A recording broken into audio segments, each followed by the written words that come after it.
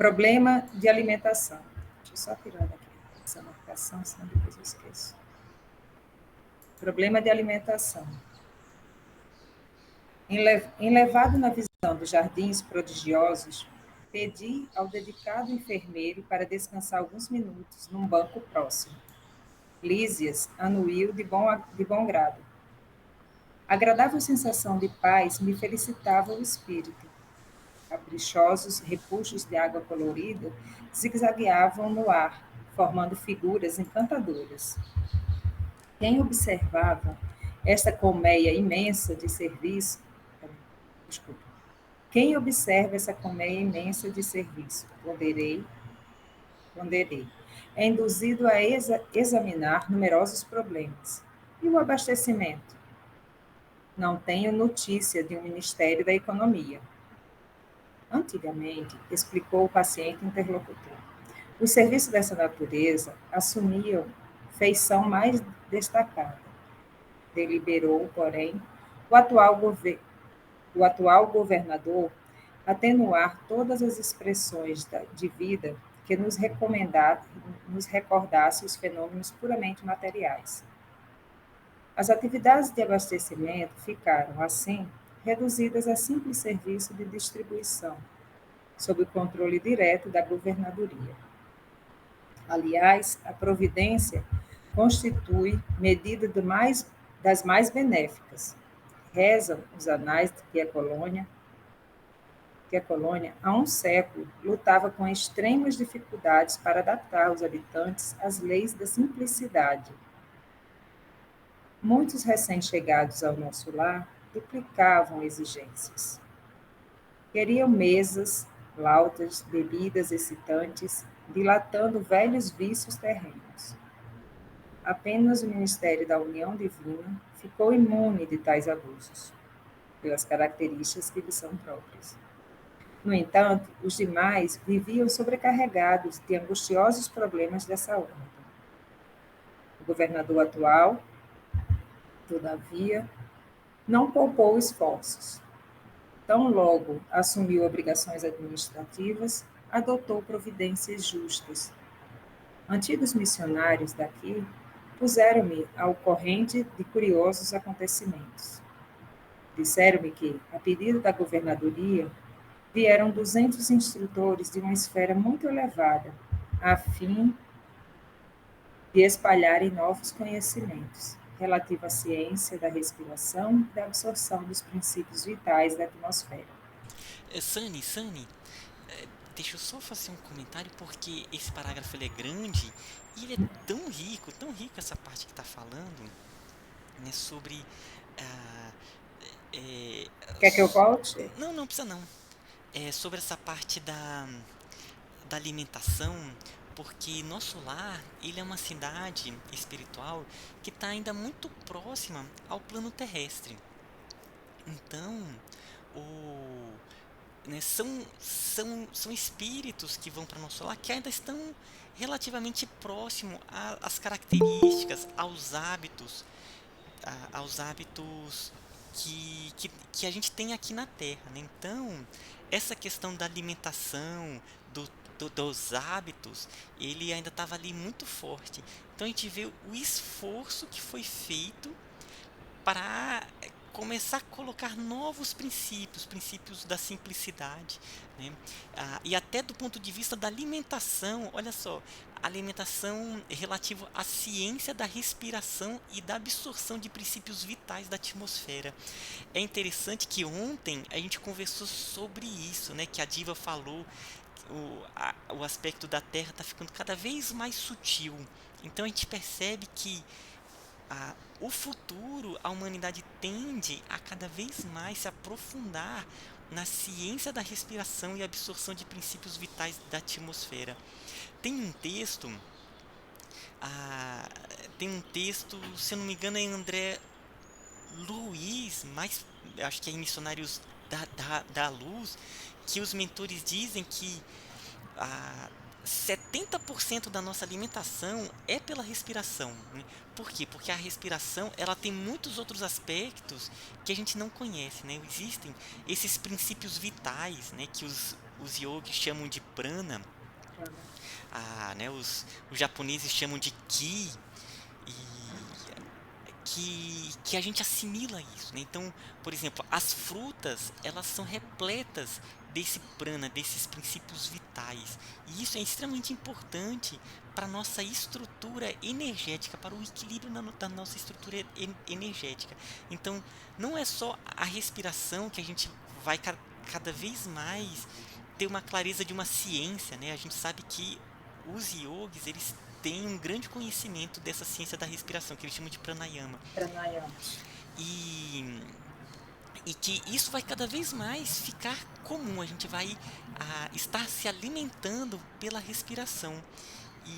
E também vem a importância de uma alimentação cada vez mais saudável, mais natural, né, a fim de assimilarmos esses princípios vitais da natureza. Então era isso que eu queria colocar, que eu acho que é bem bacana, bem pertinente. Vou continuar então. Realizaram-se assembleias numerosas. Alguns colaboradores técnicos do nosso lar manifestavam-se contrários, alegando que a cidade é de transição e que não seria justo, nem possível, desambientar imediatamente os homens desencarnados, mediante exigências desse teor, sem grave perigo para suas organizações espirituais. O governador, contudo, não desanimou. Prosseguiram as reuniões, providências e atividades durante 30 anos consecutivos. Nossa, é um tempo tão grande, né? Que a gente fica imaginando uma outra situação, né, depois do desencarne. São quantos anos? 30 anos consecutivos. Algumas E entidades. Sani, nossa gente, eu estou falando bastante, né? Deixa eu só também fazer um É comentário sobre ótimo isso. isso. Uma coisa que eu achei muito bacana é esse aspecto do governador, né? Porque a gente imagina assim, não, ele vai impor, é isso. Não, né? Ele trouxe, né, como falou anteriormente, 200 espíritos, se eu não me engano, foram 200 espíritos, né, Sim, que ele falou, de esferas mais elevadas para instruir né, e ele continuou fazendo reuniões, providências e atividades, ou seja, foi um trabalho de educação, né? Não foi de chegou assim, ó, é isso, né? Então assim, houve uma certa imposição, mas houve todo um trabalho de, de conscientização, de educação, de respeito ali procurando eh, passar esses princípios, sabe? Então eu achei interessante esse aspecto do governador. é interessante que toda transição, nós estamos aqui numa transição também, toda essa transição leva um tempo, né? A gente vai vendo de forma muito sutil as coisas irem aparecendo e caminhando de maneira que evolua, né? A gente vê filmes, algumas coisas referentes a povos muito antigos e vê como eram bárbaros. A gente foi modificando toda essa forma, vários sentidos da sociedade. Né? É muito interessante isso, quando você vê que as coisas precisam ser feitas de forma que seja realmente uma educação, a mudança pela educação, não pela imposição. E é interessante a gente imaginar isso com os nossos mentores, né? Porque os nossos mentores, eles também eles respeitam muito o nosso livre-arbítrio, mas eles vão educando, colocando as lições, os ensinamentos, e assim a passos, né, a passos lentos, mas do ponto de vista da eternidade, são passos, né, um atrás do outro que a gente vai dando nesse caminho. Mas é sempre com esse processo mesmo da educação, eles respeitando profundamente as nossas escolhas, né? Eles têm um grande respeito pelo livre-arbítrio. Isso é um ponto que no mundo espiritual isso acontece bastante. É interessante. A palavra respeito é uma palavra realmente que traz tudo na sua definição. Respeitar o outro, respeitar a si próprio, que às vezes a gente vai perdendo essa mão. Posso continuar? Algumas entidades eminentes chegaram a formular protestos de caráter público, reclamando. Por mais de 10 vezes, o Ministério do Auxílio esteve superlotado de enfermos, onde se confessavam vítimas do novo sistema de alimentação deficiente. Nesse período, nesses períodos, os opositores da redução multiplicavam acusações. O governador, porém, jamais castigou alguém. Convocava os adversários da medida a palácios e expunha-lhes paternalmente os projetos e finalidades do regime. Destacava a superioridade dos métodos de espiritualização. Facilitava aos mais rebeldes inimigos do novo processo variadas excursões de estudo, em planos mais elevados que o nosso, ganhando assim maior número de adeptos. Ante pausa mais longa, reclamei interessado. Continue, por favor, meu caro Ulisses. Como terminou a luta edificante? Depois de 21 anos de perseverantes demonstrações por parte da governadoria, aderiu ao Ministério da Elevação, passando a abastecer-se apenas do indispensável. O mesmo não aconteceu com o Ministério do Esclarecimento. Ele mostrou muito a assumir compromisso em vista dos numerosos espíritos dedicados às ciências matemáticas que ali trabalhavam. Eram eles os mais teimosos adversários, mecanizados nos processos de proteína e carboidrato, imprescindíveis aos veículos físicos, não cediam terreno nas concepções correspondentes daquilo. Semanalmente, enviavam ao governador longas observações e advertências, repletas de análises e numerações, atingindo, por vezes, a imprudência. O velho governante, contudo, nunca agiu por si só. Requisitou a assistência de nobres mentores que nos orientam através do Ministério da União Divina. Jamais deixou o menor boletim de esclarecimento sem exame minucioso. Enquanto argumentavam os cientistas e a governadoria contemporizavam, formavam-se perigosos distúrbios do antigo Departamento da Regeneração, hoje transformado em ministério. Encorajados pela rebeldia dos cooperadores do esclarecimento, os espíritos menos elevados que ali se recolhiam entregaram-se a condenáveis manifestações. Tudo isso provocou enormes cisões nos órgãos coletivos de nosso lar, dando ensejo a perigoso assalto de multidões obscuras do umbral, que tentaram invadir a cidade, aproveitando brechas nos serviços de regeneração, onde grande número de colaboradores entretinha certo intercâmbio clandestino, em virtude dos vícios de alimentação. Dado o alarme, o governador... Sani, antes de abrir os alarmes, né, que vai ser... Gente, isso é muito interessante, porque a gente imagina, né, nas cidades espirituais, todo aquele aspecto que estão todos voltados para o aspecto da espiritualidade, e a gente vê que não, né, que existem vários planos. Quanto mais acima, mais a toda essa entrega para o lado espiritual. Quanto mais próximo da Terra ou cidades que são abaixo, né, mais ligados a esse aspecto da matéria. Então, a gente vê primeiro que o fato de desencarnar e estar consciente do seu desencarne não quer dizer que a pessoa ela se torna né, que ela se torna santa, né, que ela se torna logo um espírito iluminado. Ela traz os mesmos defeitos que tem aqui, ele leva, né, mesmo estando acolhido em uma cidade como o nosso lar. E a gente vê toda a confusão que aconteceu. E o primeiro que aderiu às ideias foi o Ministério da União divina que falou aí, né? Que é o ministério que está mais ligado para os aspectos espirituais.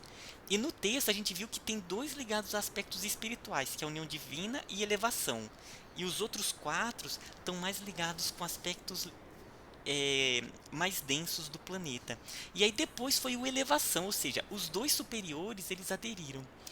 E só para finalizar essa reflexão, é interessante ele falar dos matemáticos, né? Que ele colocou assim, como os cientistas foram os que mais criaram confusão.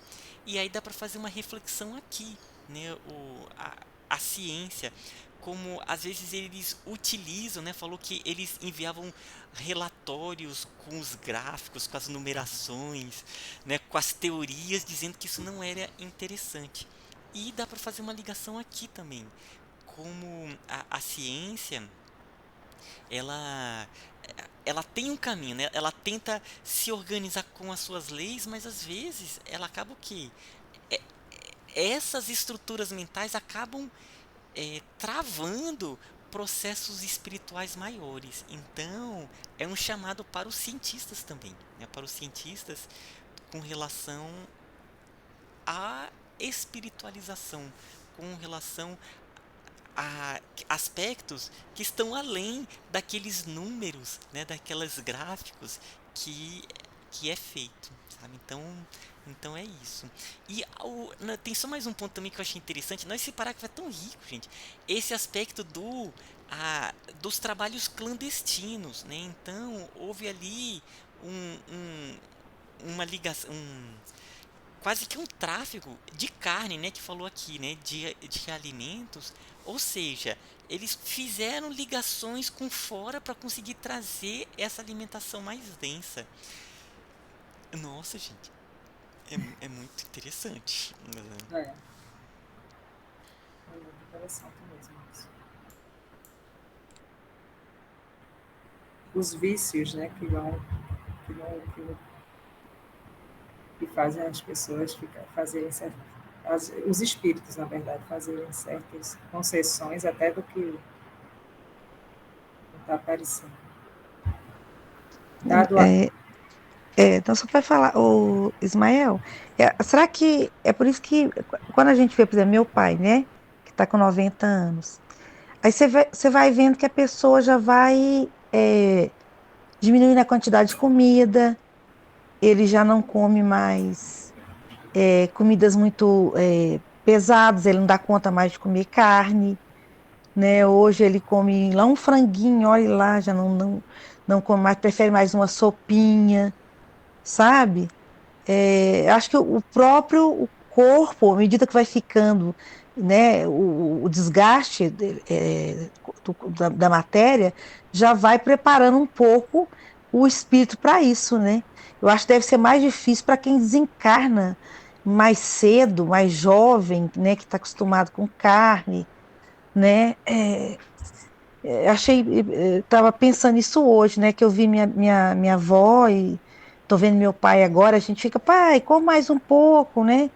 Aí ele fala, não dou conta isso, não gosto mais disso, né? É interessante, né? E essa parte aí do contrabando, eu nem tava, eu já li, né, o Nosso Lar, mas faz tempo. E eu realmente não me lembrava dessa parte. Eu realmente fiquei impressionada, né? Você ver fazer um contrabando com o pessoal lá do Umbral, né, para trazer essa situação, né, da necessidade tão densa, né, dessa alimentação densa, né?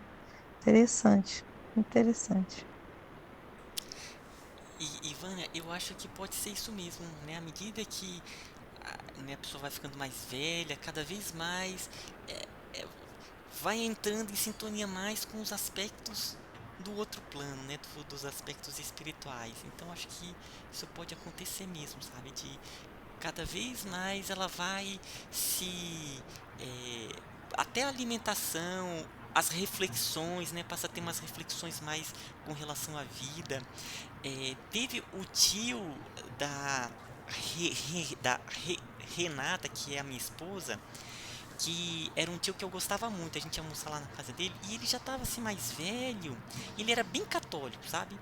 Quer dizer, ele era católico, não, não era bem católico, não. Ele era um católico, mas aquele católico que não frequentava muito, mas era católico. Ele não se interessava por questões espirituais. Aí ele sabia que eu era espírita. Aí ele chegou uma vez pra mim e falou assim: Ismael, tá acontecendo uma coisa comigo. O que foi? Assim, meio assim de lado, meio falando baixinho, sabe o que foi? Ele, eu tô saindo do meu corpo, eu olho, eu vejo o meu corpo. Aí eu penso assim, eu quero ir na cozinha. Eu tô na cozinha. Aí eu fico andando pela casa, assim, sabe?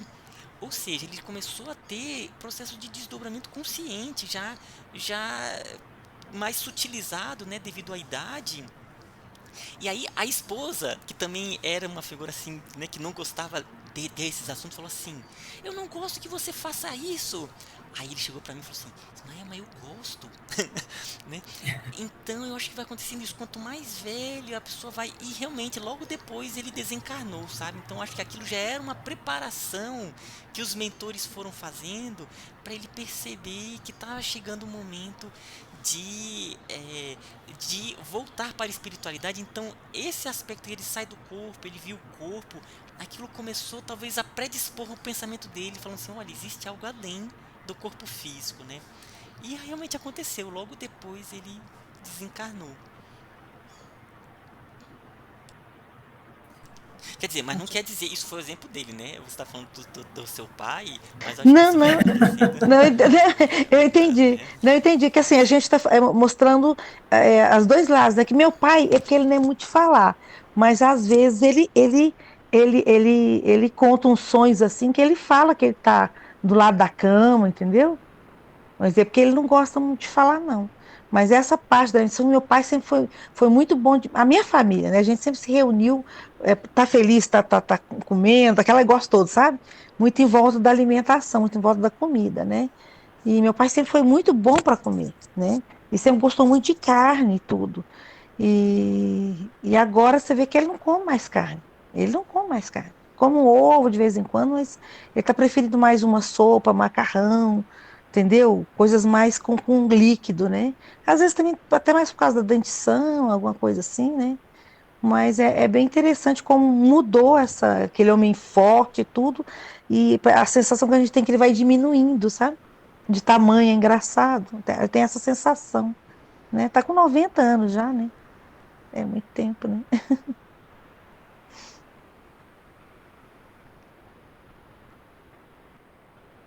Você acha que ainda dá para continuar um pouquinho, Ismael? Não, acho que não. Agora a gente vai parar por aqui. Começar